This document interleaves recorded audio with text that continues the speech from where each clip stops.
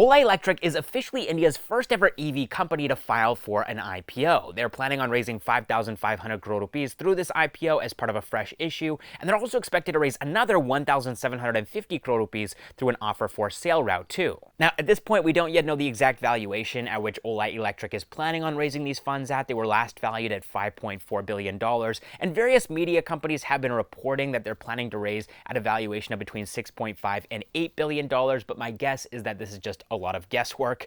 But anyways, let's dig in now to their DRHP, their draft red herring prospectus, and find out more about this company and their IPO. With over 30% market share, Ola Electric is the leader in the two-wheeler EV segment here in India. And here's a look at some of their latest numbers from November of 2023. A total of 91,243 two-wheeler EVs were sold in India overall, and 29,808 of these were made by Ola Electric. That's 32% of the market. And what makes this particularly impressive is the fact that Ola Electric only started their electric scooters in December of 2021, so it's only been 2 years and they're already the market leader. Their growth is also made evident by their explosive revenue increase, so their revenue has grown by 7x from just 373 crore rupees in FY22 to 2,631 crore rupees in FY23. How did they do this? Well, it has come at a pretty steep cost. Even though Ola Electric has managed to outgrow its competitors, they've been doing it by burning lots of cash. In fact, Ola Electric made 1,472 crore rupees in losses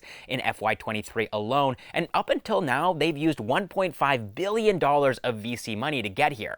They've used this $1.5 billion to set up the world's largest electric two-wheeler factory and also to build India's largest gigafactory to build in-house batteries for their electric scooters. This massive investment into setting up EV infrastructure has helped them to gain a huge lead over their competitors, and it also helps that they have other businesses too through the Ola brand, like for example their bike taxi business, which further drives sales of their electric scooters. Considering the government of India's push into EVs and also India's low adoption of electric two-wheelers so far, penetration is sitting at just 4.5%, the potential for growth here is huge, and Ola Electric is well placed to capitalize on this opportunity. That said though, there are definitely a lot of people who are still skeptical about the future success of Ola Electric because the company has managed to grow on the back of VC investment when profits weren't a necessity. But now that they're going public, a lot of people are going to be expecting them to turn profitable. And according to a Reuters report, Ola has already cut down their sales target for FY24, which was projected at 882,000 in July, to just 300,000, which is a sharp 60% drop. And the reason for this drop is the government of India cutting down on subsidies that they're offering to electric scooter companies,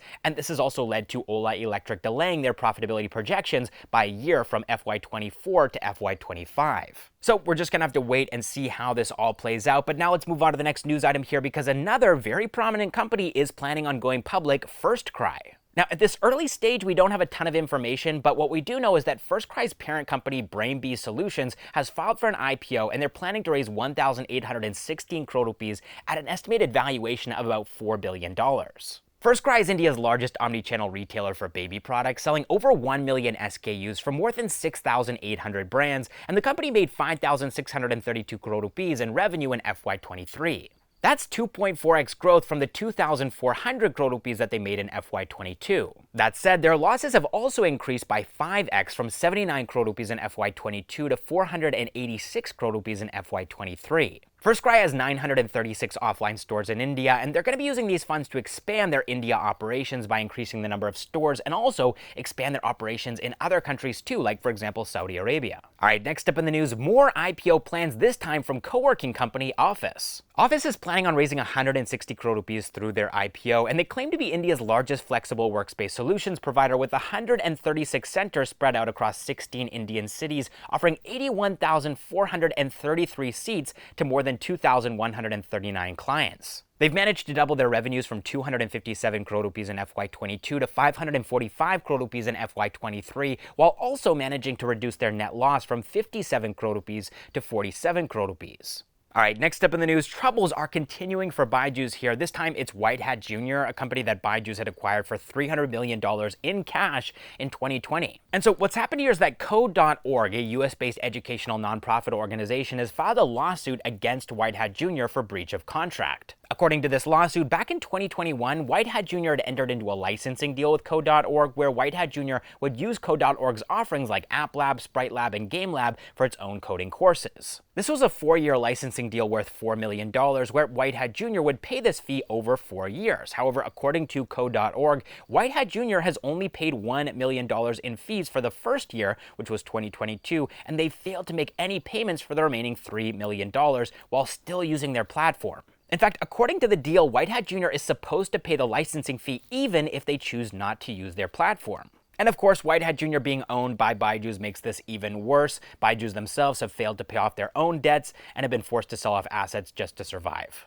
All right, next up in the news, according to multiple media reports, Paytm has reportedly laid off 1,000 employees, which is 10% of their workforce. So the employees that are apparently being laid off here are from the sales, operations, and engineering teams, and these employees are reportedly being replaced by AI. We're transforming our operations with AI-powered automation to drive efficiency, eliminating repetitive tasks and roles to drive efficiency across growth and costs, resulting in a slight reduction in our workforce in operations and marketing. Now, that's not full confirmation, of course, of the number 1,000 people being laid off, but it is a hint that this is something that they've been planning to do for some time. This move is expected to save Paytm 10 to 15% in employee costs too. And considering the fact that Paytm has just been forced to scale down its small ticket lending business, this might be them looking to cut down on costs to focus on profitability. Even though Paytm's founder Vijay Shekhar Sharma hasn't talked about the layoffs, he did mention that Paytm will be using AI to help with their customer care. So it looks like the threat of AI here in India might be closer than we all think when it comes to people getting laid off. In fact, just a couple of months back in July, Dukaan's founder Sumit Shah made a post on X about laying off 90% of his support team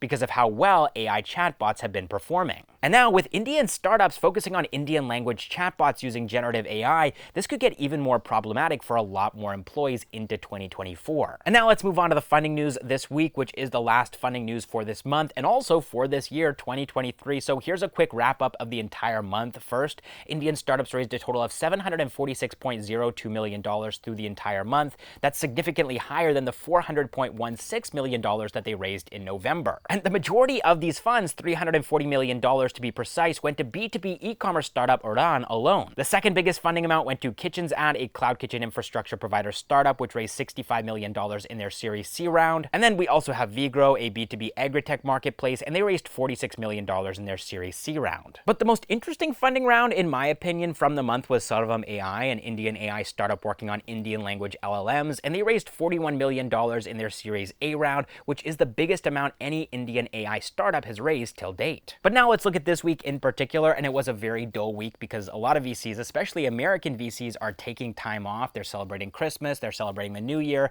and so they're not busy investing in startups towards the end of this year. But things are going to start heating up again in January of 2024. But now let's look at this week. So $14 million were raised across the entire week, and this was a significant drop from last week's $133.21 million. And it was just one company here, Revfin, an EV lending startup, which raised this $14 million in their Series B round. All right, that is all the startup news that I have for you guys this week, and big thanks to you if you're watching this video, and if you've been watching our weekly news videos, I really appreciate you. We've been making videos here at Backstage with Millionaires for more than 5 years now at this point, considering it's the end of 2023, so I just wanted to say a big thanks to all of you guys who tune in regularly to watch our content, and I will catch you in the next one.